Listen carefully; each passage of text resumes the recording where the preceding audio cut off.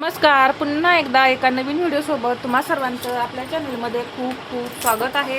आजच्या व्हिडिओमध्ये मी तुम्हाला पुढच्या मुंड्यामध्ये फुगा येत असेल तर कशा पद्धतीने कटिंग करायचं आहे हे सांगणार आहे। तर त्यासाठी मी घेणार आहे 34 साईज कटोरी ब्लाऊज। त्यामध्ये मी तुम्हाला समजावून सांगेन कशा पद्धतीने कटिंग करायचं आहे। तर उंची घेऊया 13 + 1 14। तुमच्या ब्लाऊजची जी काही असेल ती घ्या।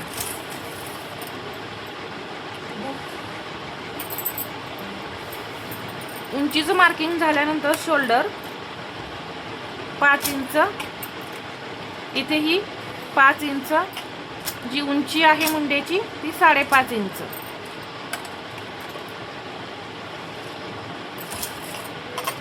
इथे सरळ लाईन ओढून घ्यायची। 34 साईज आहे, त्याचा चौथा भाग किती होतोय 8.5। तर इथून मी 8.5 इंचावरती मार्किंग करून घेते आणि याच्या पुढे हे 1.5 इंच मार्जिन। 28 इंच कंबर आहे, त्याचा चौथा भाग होतो 7, त्यामध्ये 1 इंच टक्ससाठी 8 इंच आणि पुढे 1.5 इंच मार्जिन। खूप सोप्या पद्धतीने कटिंग आहे, काहीही अवघड नाही। खूप छान असे ब्लाऊज बसतात, एकदा नक्की ट्राय करा। इथून अर्धा इंच क्रॉस बॅक घ्यायचा,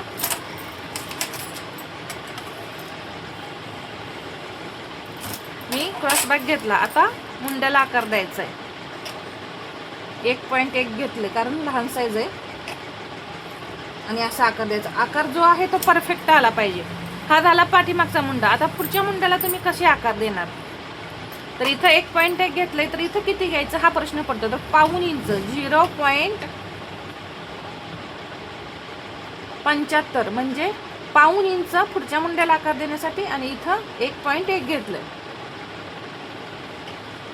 आता हा जो आकार आहे ना तो आपण जो देतोय, इथे पहा, हा पाठीमागचा मुंड्याला 1.1 आणि पुढला 1.5 इंच। तर तो वेगवेगळ्या गळा म्हणजे डीप गळा, मीडियम गळा, खूप छोटा गळा यावरती डिपेंड असतं किती आणि कसं घ्यायचं।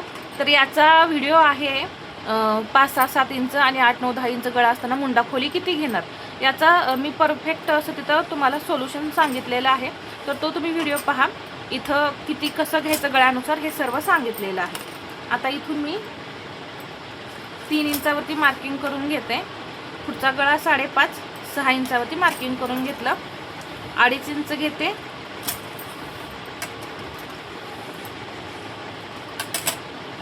गळा तयार करून घेऊया।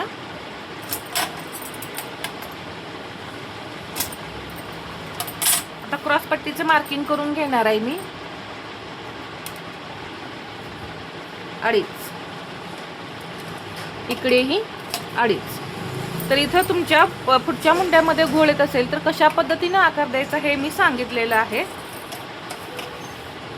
आणि शक्यतो आकार देताना असे आतल्या आत आकार द्यायचा प्रयत्न करा। पहा, जर तुम्हाला हाताने देता येत नसतील ना तर असा फ्रेंच कर्व वापर करा। पहा, याने सुद्धा खूप छान असे आकार येतात।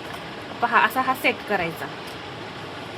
पहा, जसा मी हाताने दिलाय तसाच तो आला, म्हणजे आकार खूप छान असे येतात। जर तुमचे आकार व्यवस्थित नाही आले, लूज असेल, टाईट असेल, तरी सुद्धा तुमच्या पुढच्या मुंड्यामध्ये घोळ येईल। तर पुढच्या मुंड्यामध्ये घोळ येऊ नये यासाठी तुम्ही मुंडा घेर जो आहे तो सुद्धा परफेक्ट घ्यायचा आहे। प्लस मुंडा खोली जी आहे ती सुद्धा व्यवस्थित घ्यायची आहे गळ्यानुसार आणि आकार सुद्धा परफेक्ट द्यायला शिकायचा आहे। ही 3 कारणे असतात आपल्या मुंड्यामध्ये घोळ येण्याची।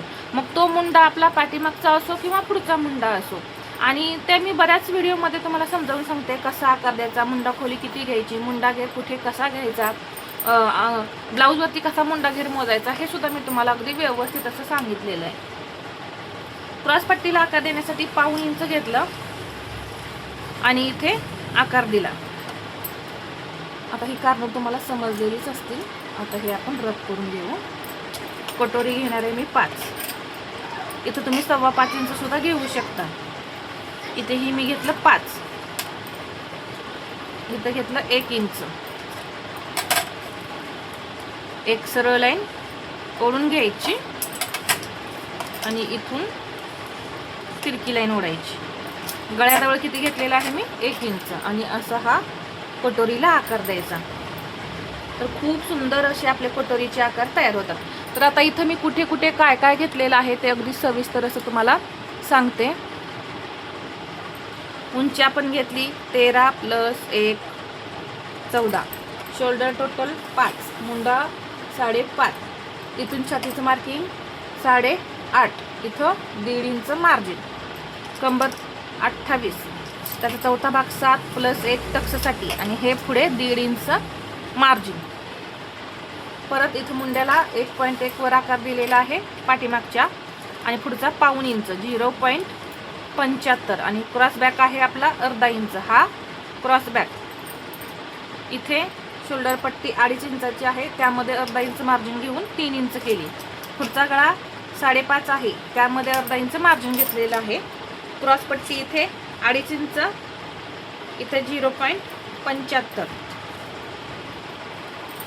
म्हणजेच 1.5 इंच. कटोरी आहे आपली 5, इथे 1 इंच घेतलेलं आहे गळ्याजवळ वरती.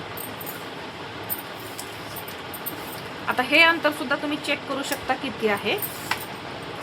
पहा 2.25 इंच. हे सुद्धा अंतर पहा काही इंच कमी राहतं.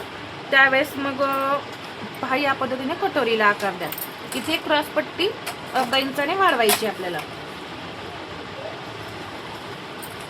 तर अशा पद्धतीने पूर्ण डायग्राम आपला 34 साईजचा तयार झालेला आहे.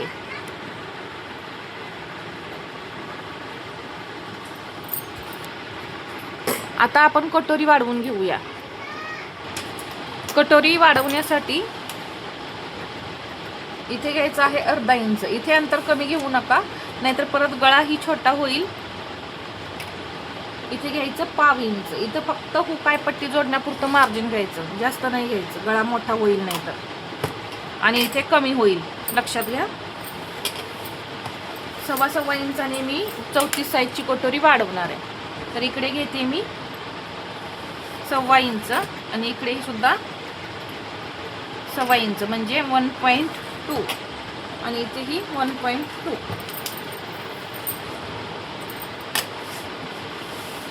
हे जोडून घेऊया. इथे सुद्धा पहा आपल्याला अशा पद्धतीने आकार तयार करायचा आहे.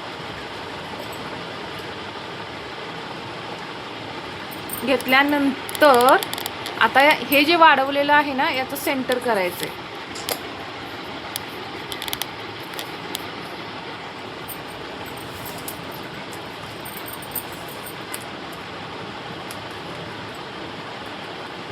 टोटल जे आलेलं आहे याचं असं सेंटर करून इथं घ्यायचं 2.25 इंच.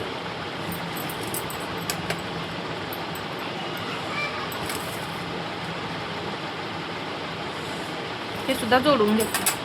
पहा कटोरीला किती छान असे आकार आलेले आहेत. आता इथं टक्स घेऊया 2.5 इंच आणि रुंदीला टक्स घ्यायचा आहे 1.5 इंच.